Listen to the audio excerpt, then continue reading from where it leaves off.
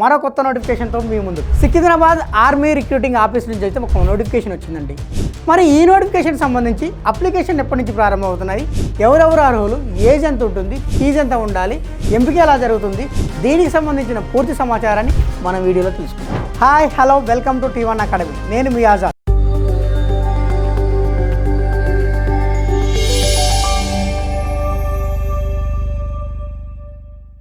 అగ్నిపథ్ 2027 నియామకానికి సంబంధించి నోటిఫికేషన్ విడుదల చేశారు. ఎందుకు విడుదల చేశారు వీళ్ళు? ఎందుకు విడుదల చేశారంటే భారత సైన్యంలో నియామకాలు కావాలి.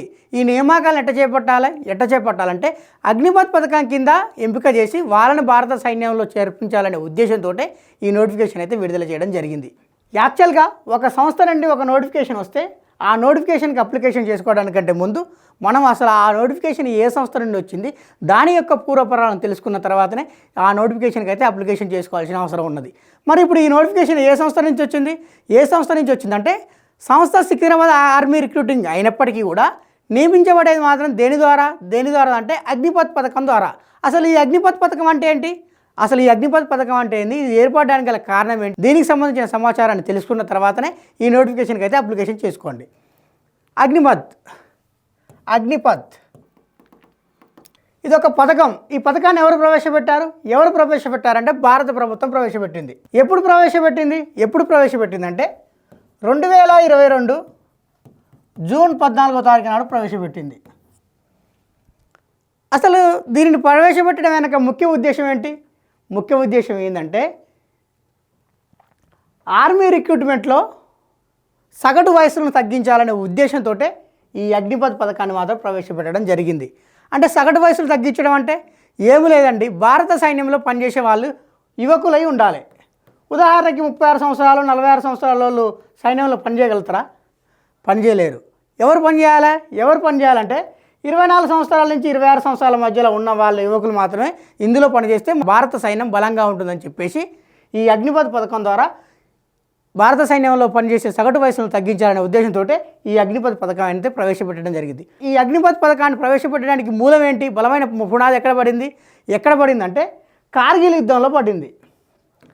అసలు కార్గిల్ యుద్ధానికి ఈ అగ్నిపథ్ పథకానికి సంబంధం ఏంది? ఈ సంబంధం తెలుసుకోవడానికంటే ముందు మీకు కార్గిల్ యుద్ధం గురించి తెలియాలి. అసలు కార్గిల్ యుద్ధం ఎప్పుడు జరిగిందంటే 1999 మే నుండి జూలై వరకు జరిగింది. అంటే సుమారు 2 నెలల పాటు జరిగింది. మరి ఎందుకు జరిగిందంటే పాకిస్తాన్ సైనికులు మరియు ఉగ్రవాదులు వాళ్ళందరూ కలిసి ఏం చేశారంటే మన నియంత్రణ రేఖ ఏదైతే ఉందో ఆ నియంత్రణ రేఖ దాటి మన స్థావరాల్లోకి వచ్చారు. మన స్థావరాల్లో ఉన్న ఎత్తైన శిఖరాలు ఏవైతే ఉన్నాయో వాటిని ఆక్రమించుకున్నారు. ఎవరు? పాకిస్తాన్ సైనికులు మరియు పాకిస్తాన్ ఉగ్రవాదులు.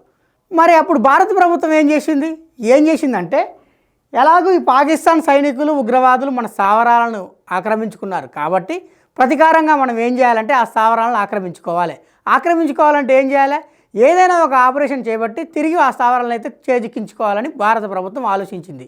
అలా ఆలోచించి ఏం చేసిందంటే ఆపరేషన్ విజయ్ అనే పేరుతో ఒక సైనిక చర్య చేపట్టింది. ఆపరేషన్ విజయ్ అనే ఒక సైనిక చర్య చేపట్టి పాకిస్తాన్ ఏదైతే ఆక్రమించుకుందో ఆ ఆక్రమించుకున్న ప్రదేశాలను ఎత్తైన శిఖరాలను కూడా తిరిగి స్వాధీనం చేసుకోవడం జరిగింది. దీనికి గుర్తుగా అంటే కార్గిల్లో సాధించిన విజయానికి గుర్తుగా ఏం చేస్తున్నారంటే జూలై 26వ తారీఖు నాడు ప్రతి సంవత్సరం కూడా కార్గిల్ దివస్గా ఇప్పుడు ప్రస్తుతం జరుపుకుంటున్నారు. మరి కార్గిల్ దివస్కు ఈ అగ్నిపథ్కు సంబంధం ఏంటంటే అప్పుడు కార్గిల్ యుద్ధం చేసేటప్పుడు సైనికులు అంటే భారత సైన్యంలో ఎక్కువ వయసు మళ్ళిన వాళ్ళే ఉన్నారు. అంటే చెప్పాను కదా ఇందా, యాక్చువల్గా గరిష్టంగా ఎంత అంటే 32 సంవత్సరాలు ఉండే అప్పుడు. అంటే 32 సంవత్సరాల లోపు సైన్యంలో ఉండేటోళ్ళు, 32 సంవత్సరాల తర్వాత రిటైర్ అయ్యేటోళ్ళు. 32 సంవత్సరాలు ఉన్నప్పటికీ కూడా వాళ్ళు యుద్ధం సరిగా చేయలేకపోతున్నారు. కాబట్టి యుద్ధంలో అంటే సైన్యంలో సగటు వయసు తగ్గించాలి. సైన్యంలో సగటు వయసును తగ్గిస్తే మన భారత సైన్య వ్యవస్థ ఇంకా బలంగా ఉంటుందని చెప్పేసి అప్పుడు ఆ యుద్ధం ఏదైతే ఉందో ఆ యుద్ధంలో ఉన్న సుబ్రహ్మణ్యం కమిటీ ఉన్నది కదా, అంటే సుబ్రహ్మణ్యం కమిటీ కానీ కార్గిల్ కమిటీ కానీ ఏం చేసిందంటే భారత సైన్యంలో మనం సగటు వయసును అయితే తగ్గించాలి, అలా తగ్గిస్తేనే మన భారత వ్యవస్థ ఇంకా పటిష్టంగా అవుతుందనే ఉద్దేశంతో ఈ అగ్నిపథ్ పథకాన్ని అయితే ప్రవేశపెట్టడం జరిగింది. అంటే అప్పుడు జరిగిన ఆ యుద్ధమే ప్రేరణగా తీసుకొని ఈ అగ్నిపథ్ పథకాన్ని అయితే తీసుకురావడం జరిగింది. మరి నోటిఫికేషన్ విషయానికి వచ్చేసరికి అప్లికేషన్స్ అంటే రిజిస్ట్రేషన్స్ ఎప్పటి నుంచి ప్రారంభమవుతున్నాయి అంటే ఫిబ్రవరి 13, 2026 నుండి ప్రారంభమై ఏప్రిల్ 1, 2026 లోపు అయితే ముగుస్తుంది. మరి దీనికి సంబంధించి ఎగ్జామ్ ఎప్పుడు ఉంటుందంటే జూన్ 1 నుండి జూన్ 15 మధ్యలో ఎప్పుడైనా ఉండవచ్చు. ఇది కేవలం తాత్కాలికమైన డేట్ మాత్రమే, ఇదైతే కన్ఫర్మ్ డేట్ కాదు. మరి అగ్నిపథ్ 2027 నియామకానికి సంబంధించి ఏ పోస్టులు అంటే ఏ కేటగిరీలో ఏ ఖాళీలు ఉన్నాయంటే అగ్నివీర్ జనరల్ డ్యూటీ అని ఖాళీగా ఉంది, అగ్నివీర్ టెక్నికల్ అని ఖాళీగా ఉంది, అగ్నివీర్ క్లర్క్ కానీ ఖాళీ ఉంది, అగ్నివీర్ ట్రేడ్స్మెన్ ఖాళీగా ఉన్నాయి. అంటే మొత్తం 4 కేడర్లో ఖాళీగా ఉన్నాయి. మరి ఈ 4టికి సంబంధించి ఎడ్యుకేషనల్ క్వాలిఫికేషన్ ఏంటి? ఎడ్యుకేషనల్ క్వాలిఫికేషన్ విషయానికి వచ్చేసరికి ఈ 4 పోస్టులకు సంబంధించి ఎడ్యుకేషనల్ క్వాలిఫికేషన్ ఎలా ఉన్నాయి? ఎడ్యుకేషనల్ క్వాలిఫికేషన్ విషయానికి వచ్చేసరికి ఎవరైతే ఈ అగ్నివీర్ జనరల్ డ్యూటీకి అప్లికేషన్ చేసుకోవాలనుకుంటున్నారో వాళ్ళకు ఖచ్చితంగా 10 పాస్ అయి ఉండాలి. ఈ 10 కూడా ఎలా పాస్ అయి ఉండాలి? 45% మార్కులతో పాస్ అయి ఉండాలి. 45% మార్కులతో పాస్ అయి ఉండాలి. ఖచ్చితంగా ప్రతి పేపర్లో కూడా 33% మార్కులు అయితే రావాలి. అంటే ఓవరాల్గా 40% మార్కులతోటి 10th ఎవరైతే పాస్ అవుతారో వాళ్ళందరూ కూడా ఈ పోస్ట్కి అయితే అప్లికేషన్ చేసుకోవచ్చు. మరి ఈ పోస్టుకి సంబంధించి ఏజ్ ఎంత ఉండాలంటే 17.5 సంవత్సరాల నుంచి 22 సంవత్సరాల మధ్యలో మాత్రమే ఉండాలి. 16 సంవత్సరాలు ఉన్నా ఎలిజిబుల్ కాదు, 23 సంవత్సరాలు ఉన్నా ఎలిజిబుల్ కాదు, 17 సంవత్సరాలు ఉన్నా ఎలిజిబుల్ కాదు. కేవలం 17.5 సంవత్సరాల నుంచి 22 సంవత్సరాల మధ్య ఎవరైతే ఉంటారో వాళ్ళు మాత్రమే ఈ పోస్ట్కి అయితే ఎలిజిబుల్. అంటే 10వ తరగతి పాస్ అయ్యి, అది కూడా 40% మార్కులతో పాస్ అయ్యి 17.5 సంవత్సరాల నుండి 22 సంవత్సరాల మధ్యలో ఎవరైతే ఉంటారో వాళ్ళందరూ కూడా ఈ అగ్నివీర్ జనరల్ డ్యూటీ అనే పోస్ట్కి అయితే అప్లికేషన్ చేసుకోవచ్చు. అగ్నివీర్ టెక్నికల్ పోస్ట్కి అప్లికేషన్ చేసుకోవాలంటే ఎటువంటి ఎడ్యుకేషనల్ క్వాలిఫికేషన్ కావాలంటే ఎవరైతే ఈ పోస్టుకు ఏ పోస్టుకు అగ్నివీర్ టెక్నికల్ పోస్ట్కి అప్లికేషన్ చేసుకోవాలనుకుంటారో వాళ్ళు ఖచ్చితంగా ఇంటర్మీడియట్ పాస్ అయి ఉండాలి. అది కూడా సైన్స్లో, అంటే సైన్స్లో మ్యాథ్స్ ఒక సబ్జెక్టు గాను, ఫిజిక్స్ ఒక సబ్జెక్టు గాను, ఇంగ్లీష్ ఒక సబ్జెక్టు గాను ఎవరైతే కలిగి ఉండి 50% మార్కులతో ఎవరైతే పాస్ అవుతారో ఇంటర్మీడియట్ వాళ్ళందరూ కూడా ఈ పోస్ట్కి అయితే అప్లికేషన్ చేసుకోవచ్చు. లేదా ఎవరైతే ఇంటర్మీడియట్ అయిపోయిన తర్వాత ఐటీఐ చేస్తారో 2 సంవత్సరాలు, ఆ ఐటీఐ చేసిన వాళ్ళు కూడా ఈ పోస్ట్కి అయితే అప్లికేషన్ చేసుకోవచ్చు. లేదా వొకేషనల్ కోర్సు, అది ఫిజిక్స్ మ్యాథమెటిక్స్ ఉండి వొకేషనల్ కోర్సు ఎవరైతే చేస్తారో వాళ్ళందరూ కూడా ఈ పోస్ట్కి అయితే అప్లికేషన్ చేసుకోవచ్చు. మరి ఈ పోస్టుకు సంబంధించి ఏజ్ ఎంత ఉండాలంటే 17.5 సంవత్సరాల నుండి 22 సంవత్సరాల మధ్యలో మాత్రమే ఏజ్ ఉండాలి. అంటే 17.5 సంవత్సరాల నుండి 22 సంవత్సరాల మధ్య ఇంటర్మీడియట్ ఎవరైతే పాస్ అవుతారో వాళ్ళందరూ కూడా ఈ పోస్ట్కి అయితే అప్లికేషన్ చేసుకోవచ్చు. హెచ్ఈసీ పాస్ అయితే వాళ్ళు ఎలిజిబుల్ కాదండి. ఓన్లీ బైపీసీ, ఎంపీసీ ఎవరైతే ఉంటారో వాళ్ళు మాత్రమే దీనికి ఎలిజిబుల్. బైపీసీలో, ఎంపీసీలో కూడా ఏంటది ఫిజిక్స్, మ్యాథ్స్, ఇంగ్లీష్ ఈ సబ్జెక్టులు ఖచ్చితంగా ఉండాలి. ఇలా ఫిజిక్స్, మ్యాథ్స్, ఇంగ్లీష్ సబ్జెక్టులు ఉండి ఎంపీసీ తీసుకొని ఎవరైతే 50% మార్కులతో పాస్ అవుతారో వాళ్ళందరూ కూడా ఈ అగ్నివీర్ టెక్నికల్ అనే పోస్ట్కి అయితే ఎలిజిబుల్. ఒకవేళ ఇంటర్మీడియట్ లేదు, 10th ఉన్నది, ఎలిజిబులా అంటే ఎలిజిబుల్ కాదండి. ఒకవేళ ఇంటర్మీడియట్ లేదు, 10th ఉన్నది, 10thతో పాటు ఐటీఐ కూడా ఉంది, మరి ఎలిజిబులా అంటే ఎలిజిబుల్. అంటే 10thతో పాటు ఎవరైతే ఐటీఐ చేస్తారో వాళ్ళు కూడా ఈ పోస్ట్కి అయితే ఎలిజిబుల్. 10thలో 50% మార్కులతో పాస్ అయ్యి 40% ఇంగ్లీష్లోను, మ్యాథ్స్లోను, సైన్స్లోను వచ్చి 2 సంవత్సరాలు టెక్నికల్ ట్రైనింగ్ ఎవరైతే చేస్తారో వాళ్ళందరూ కూడా ఈ పోస్ట్కి అయితే ఎలిజిబుల్. 3 years డిప్లొమా చేసిన వాళ్ళు కూడా ఈ పోస్ట్కి అయితే అప్లికేషన్ చేసుకోవచ్చండి. అగ్నిపథ్ 2027 నియామకానికి సంబంధించి మరో పోస్ట్ అయిన అగ్నివీర్ క్లర్క్ లేదా స్టోర్ కీపర్కి సంబంధించి ఎడ్యుకేషనల్ క్వాలిఫికేషన్ ఎలా ఉందో తెలుసుకుందాం. ఎడ్యుకేషన్ క్వాలిఫికేషన్ విషయానికి వచ్చేసరికి ఎవరైతే ఇంటర్మీడియట్ పాస్ అవుతారో ఎలా అంటే 60% మార్కులతో, అది ఆర్ట్స్ కావచ్చు, కామర్స్ కావచ్చు, సైన్స్ కావచ్చు. అగ్నివీర్ టెక్నికల్లో ఏమని చెప్పుకున్నాం అంటే కేవలం ఎంపీసీ వాళ్ళు మాత్రమే ఈ పోస్ట్కి ఎలిజిబుల్ అని చెప్పుకున్నాం. కానీ ఇక్కడ అగ్నివీర్ క్లర్క్ లేదా అగ్నివీర్ స్టోర్ కీపర్కి సంబంధించి ఎనీ గ్రూప్, ఇటు హెచ్ఈసీ వాళ్ళు కావచ్చు, లేదా సిఈసీ వాళ్ళు కావచ్చు, లేదా బైపీసీ వాళ్ళు కావచ్చు, ఎంపీసీ వాళ్ళు కావచ్చు. అంటే ఇంటర్మీడియట్ పాస్ అయిన ఎవరైనా కానీ ఈ పోస్ట్కి అయితే అప్లికేషన్ చేసుకోవచ్చు. కాకపోతే వాళ్ళందరూ కూడా 60% మార్కులతో పాస్ అయి ఉండాలి. అంటే ఆర్ట్స్లో కానీ, కామర్స్లో కానీ, సైన్స్లో కానీ ఎవరైతే 60% మార్కులతో ఇంటర్మీడియట్ పాస్ అవుతారో వాళ్ళందరూ కూడా ఈ అగ్నివీర్ క్లర్క్ పోస్ట్కి అయితే ఎలిజిబుల్. మరి ఈ అగ్నివీర్ పోస్ట్కి సంబంధించి ఏజ్ ఎంత ఉండాలి? ఏజ్ విషయానికి వచ్చేసరికి 17.5 సంవత్సరాల నుంచి 22 సంవత్సరాల మధ్య మాత్రమే ఉండాలి. అంటే ఏజ్ విషయంలో సేమ్ ఉంది, కానీ క్వాలిఫికేషన్ విషయంలో మాత్రం వేరువేరుగా ఉన్నాయి. ఒక్కొక్క పోస్ట్కి సంబంధించి ఒక్కొక్క క్వాలిఫికేషన్ అయితే ఉన్నది. అదే అగ్నివీర్ ట్రేడ్స్ మ్యాన్కి సంబంధించి ఎటువంటి ఎడ్యుకేషనల్ క్వాలిఫికేషన్ కావాలి? ఎటువంటి ఎడ్యుకేషనల్ క్వాలిఫికేషన్ కావాలంటే ఎవరైతే ఈ అగ్నివీర్ ట్రేడ్స్ మ్యాన్కి అప్లికేషన్ చేసుకోవాలనుకుంటారో వాళ్ళు ఖచ్చితంగా 10వ తరగతి పాస్ అయి ఉండాలి, లేదా 8వ తరగతి అయినా పాస్ అయి ఉండాలి. ఈ రెండిట్లో ఏది ఉన్నా కానీ వాళ్ళైతే ఈ పోస్ట్కి అప్లికేషన్ చేసుకోవచ్చు. మరి ఈ అగ్నివీర్ ట్రేడ్స్ మ్యాన్కి సంబంధించి ఏజ్ ఎంత ఉండాలి? ఏజ్ ఎంత ఉండాలంటే అదే 17.5 సంవత్సరాల నుంచి 22 సంవత్సరాల మధ్యలో అయితే ఉండాలి. ఈ 4 పోస్టులకు కూడా దరిదాపుగా సేమ్ ఏజ్ ఎంత? 17.5 సంవత్సరాల నుంచి 22 సంవత్సరాలు. మరి ఈ పోస్టులకు సంబంధించి శారీరక ప్రమాణాలు అంటే ఫిజికల్ స్టాండర్డ్స్ ఎలా ఉన్నాయో తెలుసుకుందాం. అంటే వీళ్ళు 10th పాస్ అయ్యి 17.5 సంవత్సరాల నుంచి 22 సంవత్సరాల మధ్యలో ఉన్నప్పటికీ ఒకవేళ హైట్ లేకపోతే మాత్రం వీళ్ళు ఎలిజిబుల్ కాదు. ఎంత హైట్ ఉండాలి? ఎంత హైట్ ఉండాలంటే ఈ అగ్నివీర్ జీడీ పోస్ట్ ఏదైతే ఉందో దానికి వచ్చేసి 166 సెంటీమీటర్స్ ఉండాలి. అదే అగ్నివీర్ టెక్నికల్ పోస్ట్ ఏదైతే ఉందో దానికి 165 సెంటీమీటర్స్ ఉండాలి. అదే అగ్నివీర్ క్లర్క్ పోస్ట్కి సంబంధించి 162 సెంటీమీటర్స్ అయితే ఉండాలి. చెస్ట్ విషయానికి వచ్చేసరికి 77 సెంటీమీటర్స్ ఉండాలి. శారీరక ప్రమాణాలకు సంబంధించి రిలాక్సేషన్ ఉందా అంటే ఉంది. ఎలా ఉందంటే ఎవరైతే ఇంటర్నేషనల్లో కానీ నేషనల్లో కానీ స్టేట్లో కానీ లేదా ఏదైనా డిస్టిక్లో కానీ కాలేజ్ తరపున కానీ స్కూల్ తరపున కానీ ఏదైనా స్టేట్ నుంచి కానీ యూనివర్సిటీ నుంచి కానీ బోర్డు నుంచి కానీ ఎవరైతే పార్టిసిపేట్ చేస్తారో అంటే పార్టిసిపేట్ చేసే సర్టిఫికేట్ ఉంటుందో వాళ్ళకి 2 సెంటీమీటర్స్ తగ్గిస్తారు హైట్లో. అంటే యాక్చువల్గా ఉండాల్సిన హైట్ ఎంత? 166 సెంటీమీటర్స్. కానీ వీళ్ళకి ఇచ్చిన రిలాక్సేషన్ ప్రకారం 2 సెంటీమీటర్లు తగ్గినా కానీ వీళ్ళైతే ఎలిజిబుల్. ఎవరైతే ఇంటర్నేషనల్లో కానీ నేషనల్లో కానీ స్టేట్లో కానీ యూనివర్సిటీ నుండి కానీ కాలేజీ నుండి కానీ ఎవరైతే పార్టిసిపేట్ చేస్తారో వాళ్ళందరికీ కూడా 164 సెంటీమీటర్సే ప్రామాణికము. అదే చెస్ట్ విషయానికి వచ్చేసరికి 3 సెంటీమీటర్స్. అంటే యాక్చువల్గా ఎక్స్పాన్షన్గా అయ్యేది ఎంత? 5 cm కావాలి. యాక్చువల్గా 77 ఉన్నది. మనం గాలి పీల్చినప్పుడు ఎంత కావాలి? 83 కావాలి. కానీ ఎవరైతే ఇందులో పార్టిసిపేట్ చేశారో వాళ్ళకి 80 వచ్చినా చాలు. ఎందుకంటే వాళ్ళు పాల్గొన్నందుకు వాళ్ళకి ఇచ్చే వెయిటేజ్ అది. అదే వెయిట్ విషయానికి వచ్చేసరికి హైట్ తగ్గ వెయిట్. కాకపోతే హైట్ తగ్గ వెయిట్ లేనప్పటికి కూడా ఎవరైతే ఇందులో పాల్గొంటారో వాళ్ళకి 5 కేజీలు తక్కువ ఇచ్చాడు. ఒకవేళ 166 ఉన్నారు, ఉండాల్సిన వెయిట్ 60 అనుకుందాం మనం ఉదాహరణకి. అతడు 55 ఉన్నాడు, 164 సెంటీమీటర్సే ఉన్నాడు, 50 కేజీలే ఉన్నాడు.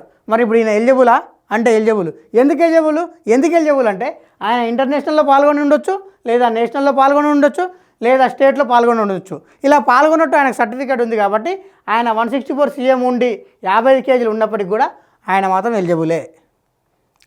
అయితే ఇక్కడ మనం ఇంకో విషయం చెప్పుకోవాలి. ఏంటి అంటే ఇక్కడ వెయిటేజ్ మార్కులు కూడా ఇచ్చాడు, అంటే బోనస్ మార్కులు కూడా ఇచ్చాడు. బోనస్ మార్కులు దేనికి ఇచ్చాడు, ఎంతెంత ఇచ్చాడో ఇప్పుడు తెలుసుకుందాం. బోనస్ మార్కుల విషయానికి వచ్చేసరికి ఏ కేటగిరీ ఇది? ఎక్స్ సర్వీస్ మ్యాన్ కేటగిరీ కావచ్చు, ప్రస్తుతం పనిచేసిన సైనికులు కావచ్చు, లేకపోతే ఎవరైనా చనిపోయిన వాళ్ళు కావచ్చు.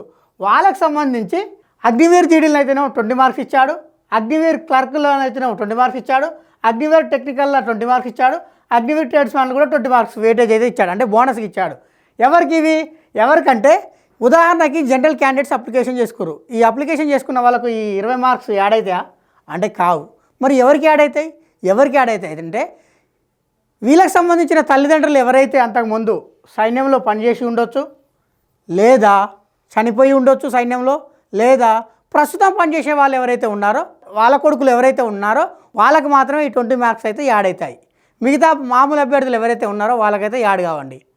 అదే స్పోర్ట్స్ మ్యాన్ ఇంటర్నేషనల్ లెవెల్లో పాల్గొన్నాడు అనుకో, ఆయనకు వచ్చేసి అగ్నివీర్ జీడీలో 20 మార్క్స్, అగ్నివీర్ క్లర్క్లో 20 మార్క్స్, అగ్నివీర్ టెక్నికల్లో 20 మార్క్స్, అగ్నివీర్ ట్రేడ్స్ మ్యాన్లో 20 మార్క్స్ అయితే కలుస్తాయి. అదే నేషనల్లో పాల్గొన్నాడు అనుకోండి 15 మార్క్స్. అదే కాలేజీ నుంచి కానీ యూనివర్సిటీ నుంచి కానీ పాల్గొంటే 10 మార్క్స్ అంటే అన్ని పోస్టులకు కూడా. అదే ఖేలో ఇండియా గేమ్స్ ఆడిండు అనుకో వాళ్ళకు కూడా 10 మార్క్స్. అదే డిస్ట్రిక్ట్ లెవెల్లో ఆడిండు అనుకో 5 మార్క్స్. అదే స్కూల్ లెవెల్లో ఆడిండు అనుకో 5 మార్క్స్. అదే క్యాండిడేట్కి ఎన్సీసీ ఏ సర్టిఫికేట్ ఉందనుకో 5 మార్కులు. అంటే అన్ని పోస్టులకు సంబంధించి ఎన్సీసీ ఏ సర్టిఫికేట్ ఉంటే 5 మార్కులు, అదే ఎన్సీసీ బి సర్టిఫికేట్ ఉంటే 10 మార్కులు, అదే ఎన్సీసీ సి సర్టిఫికేట్ ఉంటే అగ్నివీర్ గ్రేడ్లను అయితేనేమో అంటే అగ్నివీర్ జీడీలు అయితేనేమో 20 మార్కులు, మిగతా మూడిట్లో కూడా 15 మార్కులు. అదే ఎన్సీసీ సి సర్టిఫికేట్ ఉండి ఎవరైతే రిపబ్లిక్ డే పరేడ్లో ఎవరైతే పాల్గొంటారో వాళ్ళకు వచ్చేసి అగ్నివీర్ జీడీలో అయితేనేమో 25 మార్కులు, అగ్నివీర్ క్లర్క్లో అయితే 20 మార్కులు, అగ్నివీర్ టెక్నికల్ అయితేనే 20 మార్కులు, అగ్నివీర్ ట్రేడ్స్మెన్లు అయితేనేమో 20 మార్కులు. అదే O level certificate IT course certificate ఎవరైతే కలిగి ఉంటారో వాళ్ళకు వచ్చేసి అగ్నివీర్ క్లర్క్లో 15 మార్కులు అయితే ఉన్నాయి, మిగతా దాంట్లో అయితే లేవు. అదే ఎడ్యుకేషన్ క్వాలిఫికేషన్ పరంగా కూడా ఈ బోనస్ మార్కులు అయితే ఉన్నాయి. ఎలా ఉన్నాయంటే 10థ్తో పాటు ఎవరైతే ఐటీఐ కోర్స్ చేస్తారో 2 సంవత్సరాలు వాళ్ళకు వచ్చేసి 20 మార్కులు, 10థ్తో పాటు 3 ఇయర్స్ డిప్లొమా కానీ 2 ఇయర్స్ డిప్లొమా కానీ ఎవరైతే చేస్తారో వాళ్ళకు వచ్చేసి 30 మార్కులు. అదే ఇంటర్తో పాటు 1 ఇయర్ ఐటీఐ ఎవరైతే చేస్తారో వాళ్ళకు వచ్చేసి 30 మార్కులు. అదే ఇంటర్తో పాటు 2 ఇయర్స్ కోర్స్ ఐటీఐ ఎవరైతే చేస్తారో వాళ్ళకు వచ్చేసి 40 మార్కులు. అదే ఇంటర్తో పాటు డిప్లొమా ఎవరైతే చేస్తారో వాళ్ళకు వచ్చేసి 50 మార్కుల బోనస్ అయితే ఇవ్వబడింది. ఈ మార్కులు కేవలం ఎగ్జామ్ అంటే ఆన్లైన్లో ఎగ్జామ్ జరిగిన తర్వాత మాత్రమే మెరిట్లో మాత్రమే కలుపుతారు తప్ప ఆన్లైన్ ఎగ్జామ్ జరగడానికంటే ముందు కాదు. అంటే ఇప్పుడు ఉదాహరణకి ఆన్లైన్లో 50 మార్కులకు పాస్ అని చెప్తాం. ఈ 50 మార్కులు ఇందులో ఉన్న 50 మార్కులే కలుపుతారా అంటే కలపరండి. ఈ 50 మార్కులు ఎప్పుడు కలుపుతారు? నువ్వు ఎప్పుడైతే ఆన్లైన్లో క్వాలిఫై అవుతావో, క్వాలిఫై అయ్యి మెరిట్ లిస్ట్లో ఉంటావో, ఆ మెరిట్ లిస్టును తుది మెరిట్ లిస్టు ఎప్పుడైతే ప్రకటిస్తారో ఆ ప్రకటించే సమయంలో ఈ 50 మార్కులు ఈ బోనస్ మార్కులు ఏవైతే ఉన్నాయో ఆ బోనస్ మార్కులు అయితే కలుపుతారు. అంతే తప్ప ఆన్లైన్ బేస్డ్ ఎగ్జామ్ అయితే ఏదైతే ఉంటుందో ఆ ఎగ్జామ్లో మాత్రం ఈ బోనస్ మార్కులు అయితే కలపరు. ఈ అగ్నిపథ్ 2027 నియామకానికి సంబంధించి ఎవరైతే సెలెక్ట్ అవుతారో వాళ్ళకు వచ్చేసి 4 సంవత్సరాల కాల పరిమితి అయితే ఉంటుంది. ఈ 4 సంవత్సరాల్లో ఫస్ట్ ఇయర్ వచ్చేసి 30,000 రూపాయలు జీతం ఇస్తారు వాళ్ళకు, సెకండ్ ఇయర్ వచ్చేసి 33,000 జీతం ఇస్తారు, థర్డ్ ఇయర్ వచ్చేసి 36,500 ఇస్తారు, ఫోర్త్ ఇయర్ వచ్చేసి 40,000 జీతం అయితే ఇస్తారు. ఈ 4 సంవత్సరాలు పూర్తయిన తర్వాత వీళ్ళు చేసిన పనికి గాను సుమారుగా వీళ్ళకు 10 లక్షల రూపాయలు అయితే ఇవ్వడం జరుగుతుంది.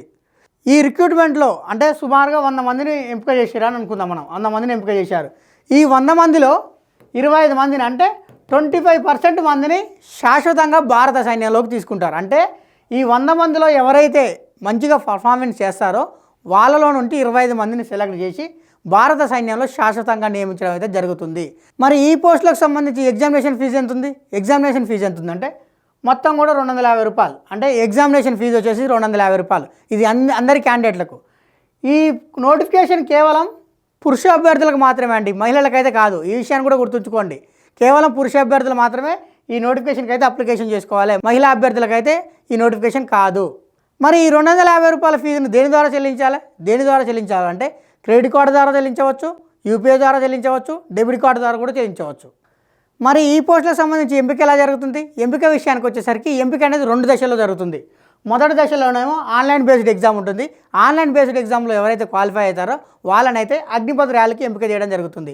ఈ అగ్నిపథ్ ర్యాలీ ద్వారా ఎవరైతే ఎంపిక అవుతారో వాళ్ళని శాశ్వతంగా అంటే 4 సంవత్సరాల కాలానికైతే వాళ్ళని ఉద్యోగంలోకి తీసుకోవడం జరుగుతుంది. మరి ఎంపిక అనేది 2 దశల్లో ఉంటుందని చెప్పుకున్నాం. మొదటి దశ ఎవరైతే క్వాలిఫై అవుతారో వాళ్ళని 2వ దశకైతే ఎంపిక చేయడం జరుగుతుంది. 2వ దశలో ఏముంటాయి? 2వ దశలో ఏముంటుందంటే రిక్రూట్మెంట్ ర్యాలీ ఉంటుంది. ఈ రిక్రూట్మెంట్ ర్యాలీలో ఫిజికల్ ఫిట్నెస్ టెస్ట్ ఉంటుంది. ఫిజికల్ ఫిట్నెస్ టెస్ట్ దేని మీద ఉంటుంది? అంటే 1.6 కిలోమీటర్ రన్ ఉంటుంది. అంటే పరుగు పందెం ఉంటుంది. ఎంత? 1.6 కిలోమీటర్ పరుగు పందెం ఉంటుంది.